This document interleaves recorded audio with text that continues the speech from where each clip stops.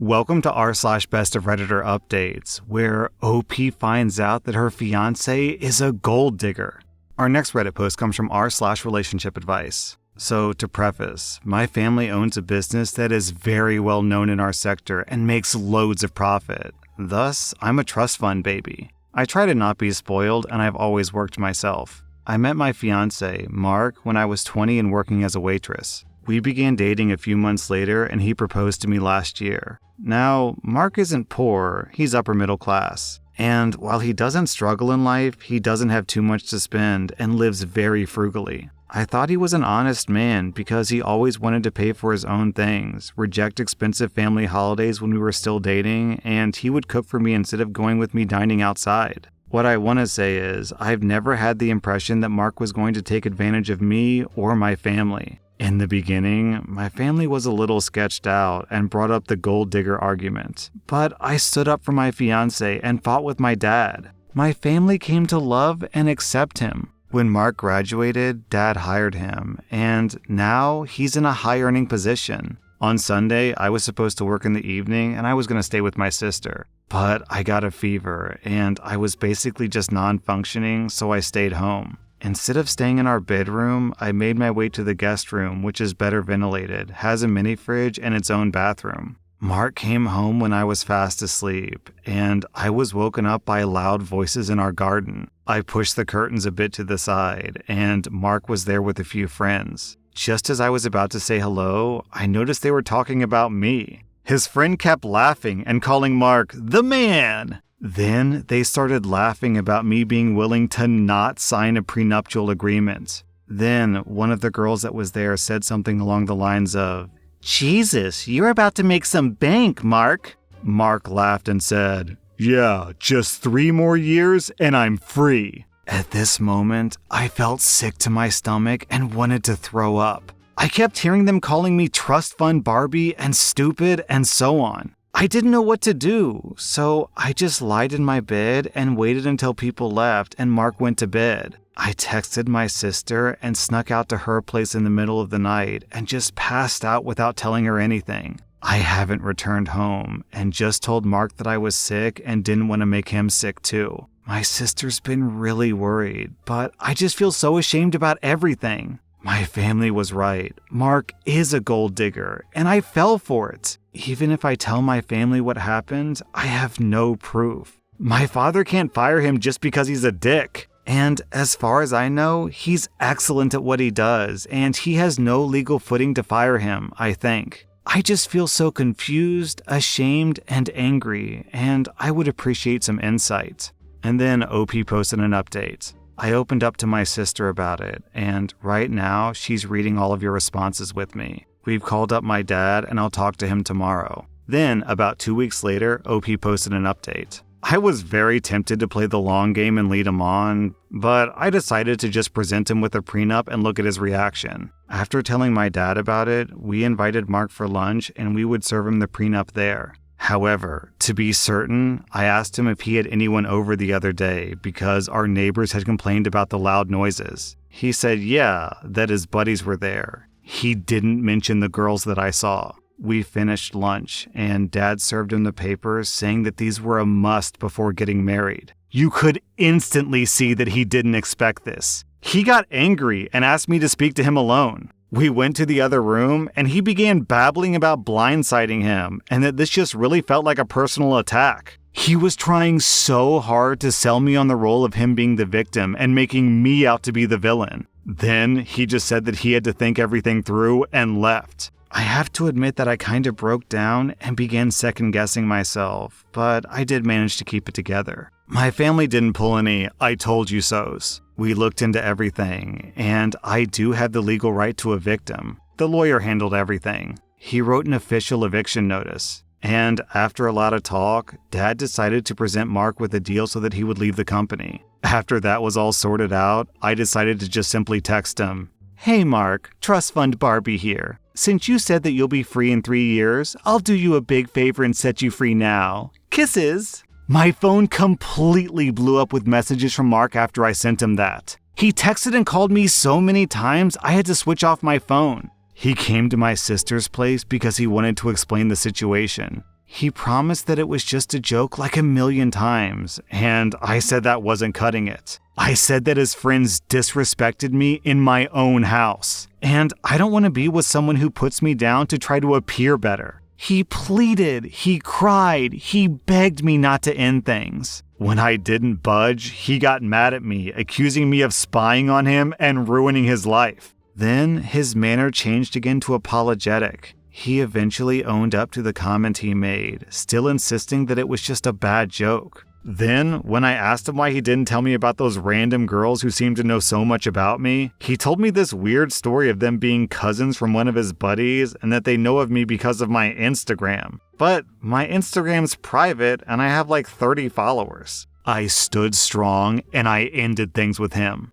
I'll never know exactly what his plan was, but it's better to end things this way. We still have to sort out some financial stuff, but after that, I will never see Mark again. OP, that fever just saved you from 3+ years of misery. Man, what a doofus. What an absolute moron. This guy gets a rich, accepting girlfriend who's willing to give him half of her trust fund through marriage, and also her family opens doors for him. So he goes from whatever he was doing before to a high-paying position, and his response is to dump all over that, to insult his girlfriend in front of random people. And also, OP mentioned the place they lived in had a guest room and a garden, so that would lead me to believe that OP outright owns a house that the boyfriend is living in rent-free. So also, I'm guessing of course, but also this guy's living rent-free because of his girlfriend, and he just threw it all away to brag.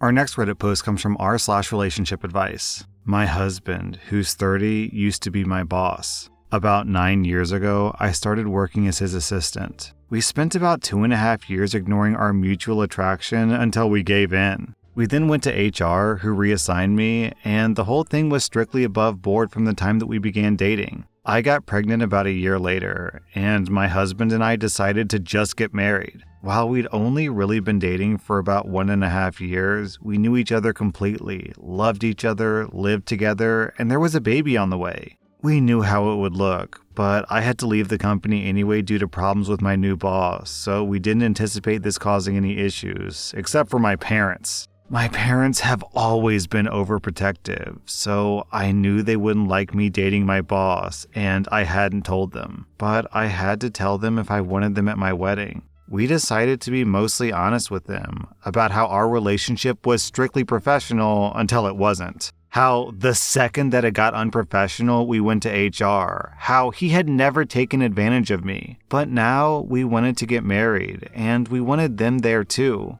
We didn't mention the baby, because I felt that giving them that information in addition to everything else would just break them. I was only about 4 months along when the wedding happened, so the bump was easily hidden by a flowy dress. The wedding itself went off without a hitch, and apart from my mother pulling me into the bathroom shortly before the ceremony to ask if I was sure about this, which I said I was, my parents seemed to take it well. The ceremony and the reception were at 2 different venues, and we had to travel from one to the other, but my parents never arrived at the reception. I called them and was ignored. Then my brother called them, and they told him they were going home. I don't remember the exact reason they gave, but it amounted to them being tired and uncomfortable. I tried contacting them after the wedding, but I found out that I was blocked on everything except email, which I used to send them a long letter essentially saying that I'm an adult who made an adult choice and I hope they can respect that. 5 years later, I still haven't heard from my parents since the wedding. My husband and I aren't big on social media in general, but I recently posted something for our 5th anniversary in which I mentioned our 2 kids and a 3rd one on the way. Within a month of making that post, my parents left a voicemail saying they saw the post, and having had no idea they had grandchildren previously, now they want to meet them. I haven't responded, and they've made a few follow-up calls since then asking why I haven't. I don't know what to do. But my gut instinct is that 5 years is too long. And it's about the kids, not about them respecting my choices or relationship. However, I can't help but feel that I'm being unfair, and my brother agrees. Because I told them in my email that if they could learn to respect my choice in my marriage eventually, then we could talk, and now I'm retroactively applying a time limit. Should I reach out to them? if I do, how would we go about rebuilding the relationship? And then OP posted an update. I asked to talk to them yesterday. We were on Zoom within an hour. It was my parents, me, and my husband. They asked to see the kids, and I said they could see them eventually, depending on them earning our trust and convincing us they were going to be positive additions to the kids' lives. They asked to start by reading me a letter that they claimed to have written on my wedding day. It said that they were uncomfortable with me marrying my former boss as they thought that he took advantage of me, so they left between the wedding and reception to avoid a scene. But they wanted me to know that they were here for me despite their issues with him. They added that they would have sent this to me the morning after my wedding, but then I sent my email about them needing to respect my choices. And they were so ashamed they couldn't bring themselves to send their letter. Seeing my anniversary post made them realize how much they've missed in 5 years, and they really don't want to miss anymore. I had some questions, like, what's the big deal with me marrying my former boss? And they said that it just wasn't what they had in mind for my wedding day and my future spouse. I asked why they even came to the wedding at all if they didn't support the marriage, and my dad responded that he wanted to walk his daughter down the aisle because this was the only chance he'd get. The way that it was phrased implied that they had intentionally only come to the wedding so that he could give me away, and always planned on leaving halfway through. And because he said, my daughter, and didn't talk to me directly, it was pretty clear that he was thinking about my older sister, who passed away. My husband caught that too, and he said that if they were talking about me, then they should address me directly. Then added that if they had planned to leave, they should have told us because then we wouldn't have invited them. And the fact that they waited 5 years to reach out required more reasons than shame because as a father, he didn't understand how they could ignore their daughter for years or only get back in touch when they had kids. My dad snapped that he wasn't going to take this from Okay, I've never seen this word before. I don't know if this is the type of word that I can't say on YouTube. So I'll just say it and hope for the best. But keep in mind, guys, I think this is a foreign language slur, so I don't understand the context here at all. My dad wasn't going to take this from a cushy, which is a slur meaning a dark-skinned person. My mother immediately tried to run damage control, but I ended the call. They've since messaged me several times trying to explain that calling my husband a racial slur wasn't indicative of a racist attitude, and he wouldn't have said that in front of the kids, so they should still get to meet them. I've spent 5 years wondering how they were so offended by me marrying my boss that it earned no contact for half a decade. Turns out they're just racist. It's almost nice to find out. If it was just the boss thing, I would have sympathy for them, and we might even be able to reconcile. But with this, it's now just a question of if I'm going to knowingly expose my mixed-race kids to a couple of racists, which I'm obviously not going to do. Okay, down in the comments, people are talking about the slur, which, for clarity, I said the slur because OP typed it, so I'm kind of thinking that if the slur was one of those words that shall not be spoken, then OP wouldn't have typed it. So, go easy on me in the comments. I don't know how bad this word is. I've never heard it in my life. The word cushy is generally used in the Hebrew Bible to refer to a dark-skinned person of African descent, equivalent to the Greek Aethiops. Okay, so this provides some context. I'm guessing that OP is either Jewish, if this is a Hebrew word, or this is taking place in maybe the Middle East, Israel, something like that. And probably OP's husband is black. As I was reading this post, in the back of my mind, I was like, what? Why are they so uptight about marrying your boss? That type of thing. It's not super uncommon. It's not that weird. I mean, it's a little bit unprofessional, but what's the big deal? But then, they're just racists, man. It's just good old fashioned racism. This guy, this dad, man, this dad hasn't seen his daughter in 5 years. 5 years, you guys. This is the first time he's seen his daughter's face. He can't get through a single Zoom call without calling her husband a racial slur. And then they're going to run damage control and be like, oh, don't worry, sweetie. We would never say this in front of the kids. Yo, you couldn't even make it through a 1-hour Zoom call after not talking to me for 5 years. You think I'm going to let you around my mixed-race kids? What are you, nuts? And you know what feels worse? Yes, even worse than the racism, as crazy as that is. So I've got a daughter, and Just the idea of losing my daughter is like soul crushing. It's the worst pain I can imagine. And it's making me emotional just to say these like 2 sentences. So I can't imagine losing one daughter and then discarding the other one like trash just because she married some black person. If I had 2 daughters and one of them died, I would cling to my other daughter like a sailor clinging to a life raft after his boat sank. I mean, that would be all I have left, but they're just like, yeah, but she married a black guy, so I don't want to be around that. That was r/Best of Redditor updates, and if you like this content, check out my podcast where I publish the exact same episodes. Also, hit that subscribe button because I put out new Reddit videos every single day.